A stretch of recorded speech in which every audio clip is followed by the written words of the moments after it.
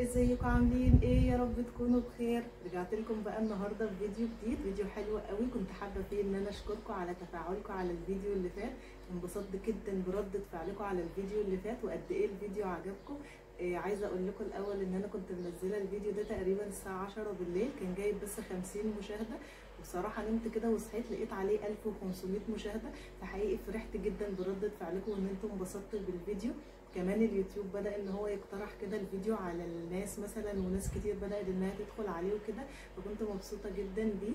الاول بس قبل ما ابدا الفيديو ما تنسوش تعملوا لايك للفيديو، تشتركوا في القناه وتفعلوا الجرس علشان يوصلكم كل الفيديوهات اللي انا بنزلها. وزي ما قلت لكم الفيديو ده انا عاملاه مخصوص علشان اشكركم حقيقي على تعليقاتكم الجميله وعلى رده فعلكم. انا كنت عامله فيديو كده عن تجديد المطبخ، تجديدات بسيطه برده كده، بس حقيقي يعني التعليقات اللي جت على الفيديو والمشاهدات اللي جت عليه كنت مبسوطه بيها جدا. علشان كده حبيت ان انا اعمل معاكم فيديو واشكركم فيه. وكمان هعمل لكم حاجه بسيطه كده ان شاء الله بكره الجمعه، هبدا ان انا انزل كده عندي بوست على المنتدى، واي حد هيدخل يعمل تعليق على المنتدى على البوست ده هدخل عنده على القناه وهاخد اي فيديو موجود عنده وهبدا ان انا انزله عندي على المنتدى كده. برده نشجع بعض كده ونكبر قنوات بعض، وان شاء الله كلنا نحقق كل اللي احنا عايزينه. طبعا دي حاجه بسيطه والله ممكن ان انا اعملها لكم، بس حقيقي انتوا كنتوا مفرحيني جدا بتعليقاتكم كده والمشاهدات اللي جت على الفيديو. فحقيقي كنت حابه ان انا اعمل لكم حاجه بسيطه، وان شاء الله والله كل يوم جمعه هبدا ان انا انزل كده بوست عندي على المنتدى، واي حد يدخل يعلق على المنتدى ان شاء الله هاخد فيديو كده زي ما قلت لكم من عنده من على القناه بتاعته، وهبدا ان انا انزله عندي على المنتدى. برده نشجع بعض كده ونكبر القنوات بتاعت بعض.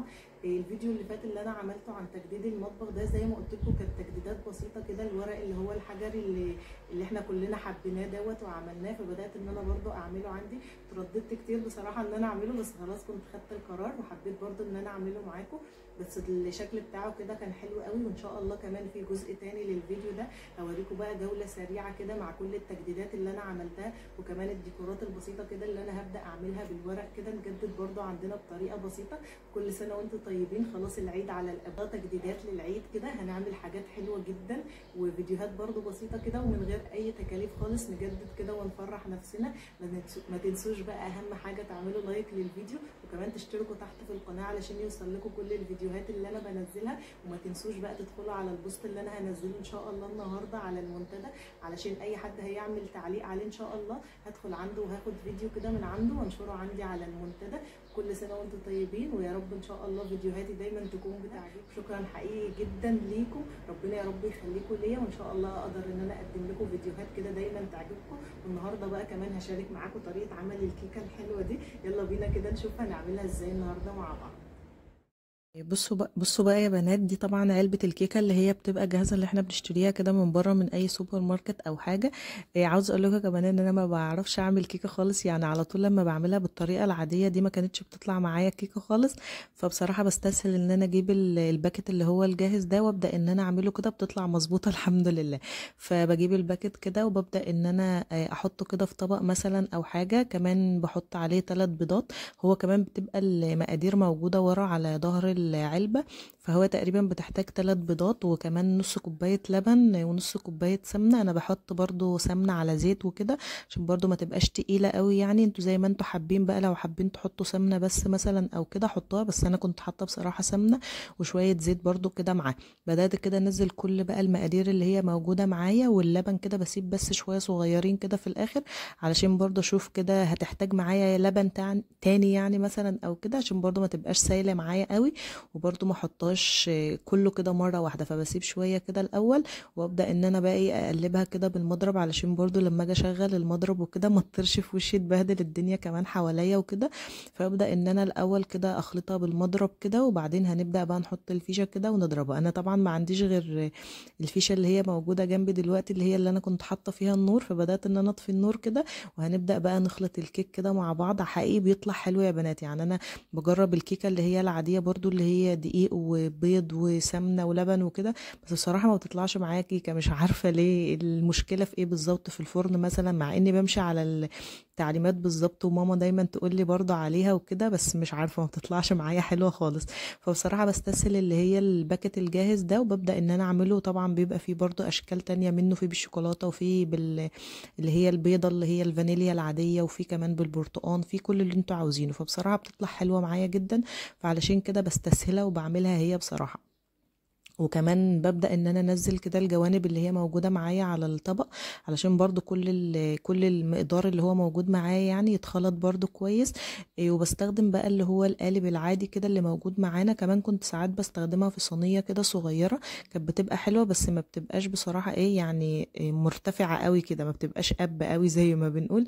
فانا بحب ان انا استخدمها في القالب اللي انتوا شايفينه ده. حطيت برضو فيه شوية سمنة كده صغيرين وشوية دقيق، علشان برضو ايه لما تطلع من الفرن وكده وابدا ان انا اطلعها من القالب تطلع معايا سهل، ما تبقاش برضو لازقه فيه مثلا او كده، علشان نقطعها برضو بطريقه كويس.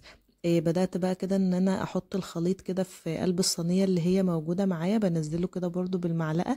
وبصراحة بحب كده اسيب شوية في الطبق، يعني اكيد كلنا بنعمل الحركة دي، بحب كده ان احنا ناكل الشوية اللي باقيين كده في الطبق. بصراحة بيبقى طعمهم حلو قوي. قولوا لي انتوا بتعملوا كده برضو ولا ايه؟ بصراحة من واحنا صغيرين كنا بنعمل الحركة دي، وولادي برضو بقوا متعودين على الموضوع ده. والله بيبقى طعمها حلو جدا. حتى ابني بيقول لي واحنا ما ينفعش ناكلها كده وخلاص بدل ما نسويها؟ قلت له لا ما ينفعش. فانا بسيب لهم كده شويه برضو في الطبق. وبعدين بدأت كده ان انا اخبط بقى الصينيه اللي هي برضو موجوده معايا، علشان برضو ايه نطلع منها اي هوا وكده. وكده خلاص بتكون جهزت معايا. بصراحه طريقتها سهله، وببدأ ان انا احطها كده في الفرن. طبعا ببقى مسخنه الفرن خالص من اول ما ابدأ اعملها، وبعدين بحطها بقى في قلب الفرن كده على رف في النص. وتقريبا سبتها ساعة، يعني هو مكتوب تقريبا نسيبها 40 دقيقة، بس انا بعد ال 40 دقيقة حسيت ان هي لسه ما كانتش استوت، فسبتها بصراحة تقريبا كانت ساعة. وطلعت بقى زي ما انتوا شايفين كده. هي كان ليها كده جزء من فوق يعني كانت قابة قوي، فبدأت ان انا اشيل كده الجزء اللي فوق علشان برضو نبدأ نقطعها مع بعض كده ويكون الشكل بتاعها كويس. طريقتها سهلة وبسيطة، وحقيقي طعمها حلو جدا، الولاد كمان بيحبوها. وزي ما قلت لكم بتطلع كيكة حلوة، مش زي الكيكة التانية اللي ما بتطلعش معايا كيكة خالص كده. يا رب يكون الفيديو النهاردة عجبكم. وكمان بقى ما تنسوش زي ما قلت لكم ان انا هنزل لكم فيديو على المنتدى، علشان ان شاء الله تعلقوا عليه، ونبدأ كده مع بعض ننزل الفيديوهات بتاعتكم عندي على المنتدى ونشجع بعض كده. وان شاء الله يا رب الفيديو النهارده يكون عجبكم، ودايما يا رب في نجاح كده وتفوق لينا كلنا. وشكرا حقيقي على تفاعلكم على الفيديو اللي فات. حقيقي كنت عايزه اشكركم جدا لانكم فرحتوني قوي، وحبيت برضو ان انا اعمل معاكم الفيديو ده وافرحكم زي ما انتم فرحتوني. ما تنسوش بقى لايك للفيديو وتعليق حلو تحت. اللهم لك الحمد أنت نور السماوات والأرض ومن فيهن، ولك الحمد أنت قيوم السماوات والأرض ومن فيهن، ولك الحمد أنت